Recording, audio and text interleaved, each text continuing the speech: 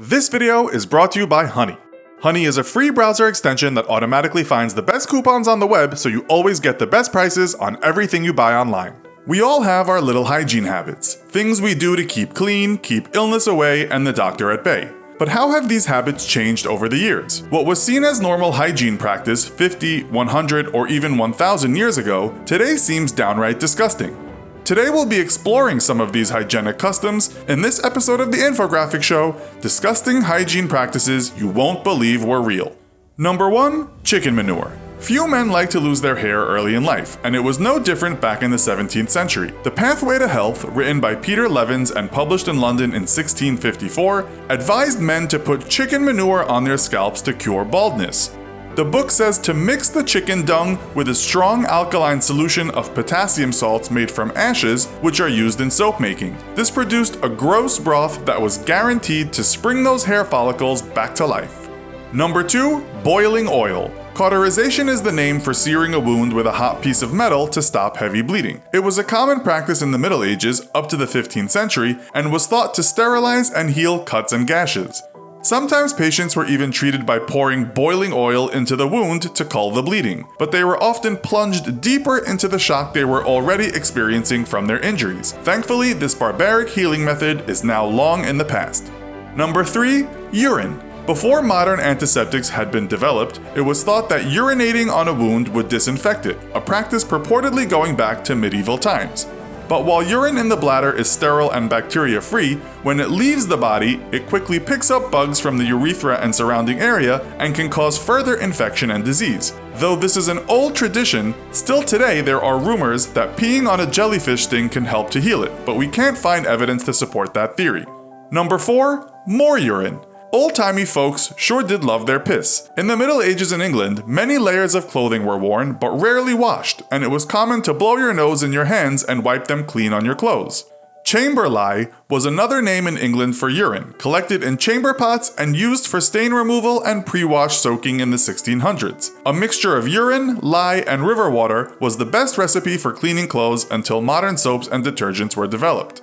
Number 5. Mercury. An extremely toxic chemical element, mercury was once used as a medicine to treat various diseases including syphilis, typhoid fever, and various parasites. The use of mercury in medicine was controversial because of the toxic effects. In America, mercury was once seen as a medicine to treat almost any disease, but large parts of the population turned their backs on established medicine in the middle of the 1800s due to the unpopularity of using mercury, and thankfully, this medicine poison was eventually abandoned. Number 6. Rough linen. We all hate tooth decay, but these days we have toothbrushes, floss, and mouthwash, and if all else fails, expert dentists to sort out the problem. However, in ancient times, before anyone understood how tooth decay came about, it was thought that microscopic worms were causing the issue by eating away at the tooth. There were no dental schools or clinics, and standard oral hygiene was well below the level we have today.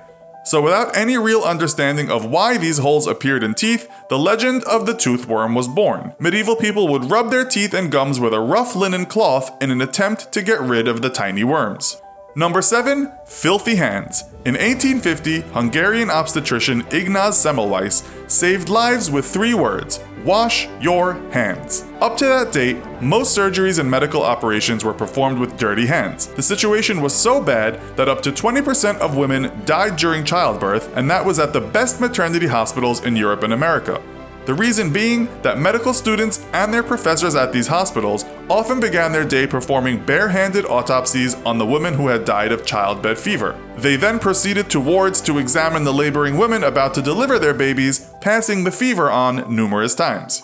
Number 8. Communal baths. The Romans were famous for the public baths, but it's highly debated how hygienic these communal wash areas were. And in a 2016 study published in the journal Parasitology, researchers found that it's unlikely these baths kept them any cleaner than the barbarians at their gates.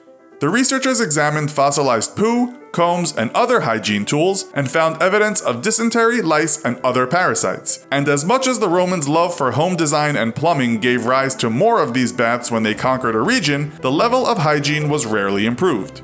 Number 9. Dead mice. What do dead mice and teeth have in common? Ancient Egyptians believed putting a dead mouse in your mouth would ease toothache. In some cases, they mashed the mouse and blended it with other ingredients. The resulting mushy mixture was applied to the painful area.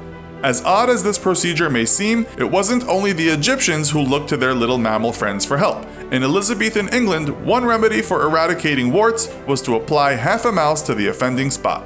Number 10. Cleaning the crack. Before the invention of toilet paper, different cultures all had their inventive ways of wiping their behind after emptying their bowels. Ancient Romans would wipe with an old sponge dipped in salt water. 17th century sailors used an old rope dangling from the ship that they would hoist up after doing their business. Before modern day plumbing, many Americans used leftover corn cobs. The Japanese used flat sticks known as chugi, and if all else failed, many cultures simply used sticks, dirt, or their bare hands. Thank God for toilet paper. Next time you go to stock up on your favorite TP brand, use Honey to save you money. The Honey browser extension works silently in the background, scanning and testing every coupon code on the internet. Honey will automatically try all known coupon codes for that website. If it finds one or more codes that work, it'll apply the one that saves you the most money. Get the cleanest behind, all while saving money. It's free, it only takes 2 clicks to install, and it saves you money wherever it can. Click the link in the description to add Honey to your browser for free, or go to joinhoney.com/infographics.